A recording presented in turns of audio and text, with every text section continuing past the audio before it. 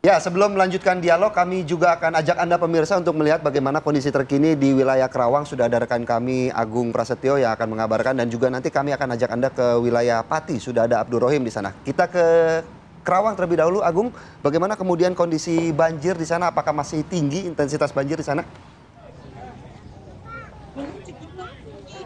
Ya, selamat pagi Philip, Andi Kumala juga pemirsa. Pagi ini memang semakin meluas atau semakin tinggi. Salah satunya di tempat kami mengabarkan ini yaitu di Desa Karangligar. Memang yang sebelumnya ini tempat ini juga digunakan oleh warga untuk mengungsi Dan ada dua tenda untuk pengungsian warga yang digunakan pada malam tadi, namun pada subuh pagi tadi air banjir naik sehingga dua tenda dari Dinas Sosial Jawa Barat dan tenda dari BNPB ini ikut terendam banjir juga, dan untuk para warga yang mengungsi di sini sehingga harus bergegas ke tempat yang lebih aman. Selain tenda ada beberapa kendaraan yang terendam banjir, dan kami juga saat ini akan mencoba mewawancarai salah satu warga yang terdampak kebanjiran. Selamat pagi Pak, dengan Bapak siapa? Dengan Bapak Pak Joni. Pak, apakah rumah Bapak hingga pagi ini terendam banjir juga Pak? Ya, rumah saya sekarang terendam banjir dari kemarin malam. Dengan ketinggian berapa Pak? Sekarang di rumah saya hampir 1,5 meter. Terus Bapak semalam dan rencananya akan mengungsi kemana saat ini Pak? Rencananya saya cuman tadi pagi sekitar jam 3 air masuk ke sini dan saya pada keluar dari sini gitu. Sudah ada perhatian ataupun bantuan dari masyarakat Pak? Kemarin memang yang saya tahu ada bantuan, cuman ya minim sekali dari BPBD, ya tidak mencukupi gitu ya. Sekarang banyak warga-warga yang terdampak itu banjir yang di pinggir-pinggir jalan ini. Mungkin kemungkinan ya dari Waktunya, dan memang hingga saat ini banjir di Desa Karangligar ini semakin meluas dan ada sedikitnya sekitar 600 lebih rumah yang terdampak. Dan untuk warga yang kebanjiran juga hingga saat ini masih berada di pinggiran jalan desa untuk menunggu tenda pengungsian ataupun tempat yang lebih aman. Sementara itu yang dapat kami kabarkan, kembalikan ke Anda di studio, Andi. Baik, terima kasih Agung Prasetyo untuk laporannya langsung dari Kerawang. Kami akan bergeser langsung ke wilayah Pati, Jawa Tengah. Sudah ada kontributor kami, ada Abdul Rohim yang akan mengabarkan. Silakan. Ya, selamat pagi, Maria dan juga Philip dan juga pemirsa. Dan saat ini saya berada di Desa Bumirejo, Kecamatan Juwana, Kabupaten Pati. Desa ini merupakan salah satu desa terparah yang terendam banjir. Ketinggian air rata-rata di jalan perkampungan ini lebih dari 1 meter, bahkan di sejumlah titik bisa 2 meter. Sementara di dalam rumah ketinggian air mencapai 50 cm. Untuk aktivitas sehari-hari warga ini memang harus menggunakan perahu untuk melewati jalan perkampungan seperti di tempat saya mengabarkan saat ini. Ini merupakan jalan alternatif dari Kecamatan Winong dan juga Kecamatan Jakenan Pucak Wangi menuju Kecamatan Juwana. Di jalan ini ketinggian air mencapai dada orang dewasa atau sekitar 1 meter.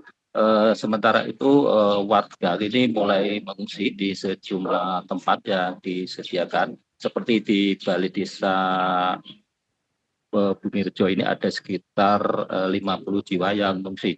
Sementara itu data dari BPBD Kabupaten Pati hingga Senin pagi ini ada 136 desa yang tersebar di 12 kecamatan terendam banjir. Total ada sekitar 61.606 jiwa warga yang terdampak, sementara rumah ada sekitar 20.000 lebih rumah yang terendam.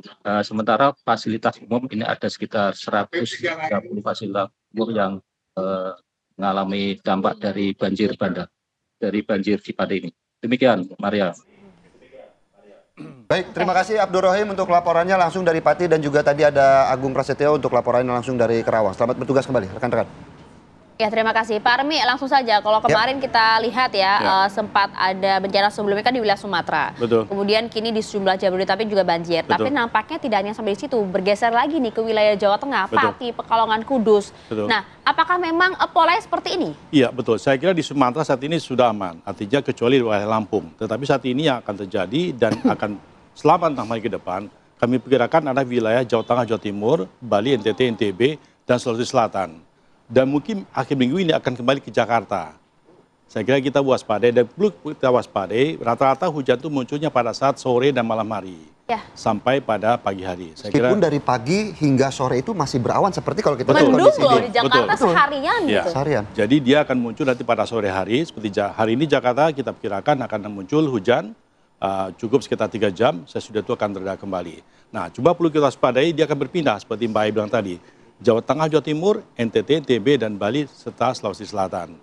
Sehingga saya kira menurut saat ini kita perlu hati-hati, terutama malam. Jadi mungkin kalau sudah tahu seperti ini, maka masyarakat bisa mempersiapkan diri pada saat sore hari agar siap-siap supaya bisa pulang lebih awal dan sebagainya, atau bisa siap di rumah masing-masing untuk bisa menghadiri. Oke Bang Armi, kalau kita juga melihat di layar kaca ini informasinya juga awan-awan tebal, awan-awan mendung ini informasi dari Bang Armi cukup Betul. besar begitu Betul. ya? Bang Armi, Jadi awan ini kira-kira sebesar sepertiga Pulau Jawa.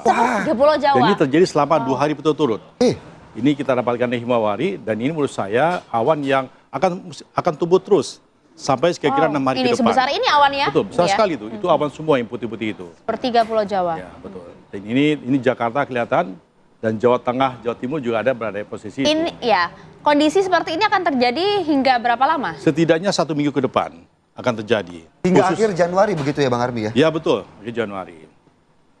Jadi memang polanya dari utara yang selama ini di Sumatera sekarang berpindah bagian selatan. Jadi wilayah Sumatera Barat, Sumatera Utara, Aceh saat ini clear. Jadi saya kira upaya pemulihan akan bisa lebih baik. Lebih cepat ya. Nah, tetapi di Jawa ini berbeda, karena Jawa ini tingkat resapanya jauh lebih rendah dibanding di Sumatera.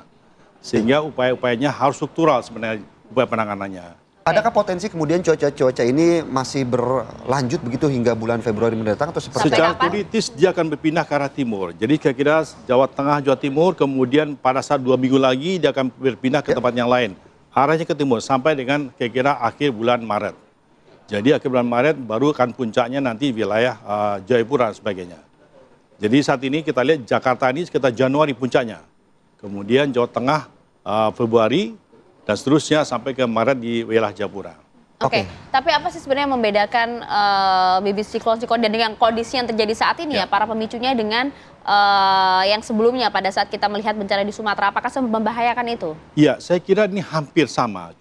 Cuma persoalannya adalah bibitnya tidak masuk ke daratan atau siklonnya tidak masuk ke daratan. Jadi lebih soft dibanding dengan senyar.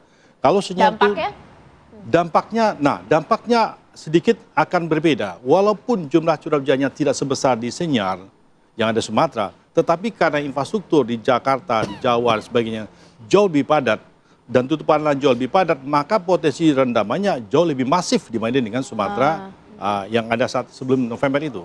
Kalau kita berbicara kemudian potensi kombinasi hujan dan juga angin kencang begitu seperti apa dampaknya? Jadi saat ini kombinasi dari 2 siklon, 2 badai tadi menyebabkan selain curah hujan yang dibawa oleh uap air tadi, dia juga dibawa dengan angin kencang ke daratan. Jadi lembab yang ada di Samudra Hindia tadi dibawa dengan lebih cepat ke daratan Jawa.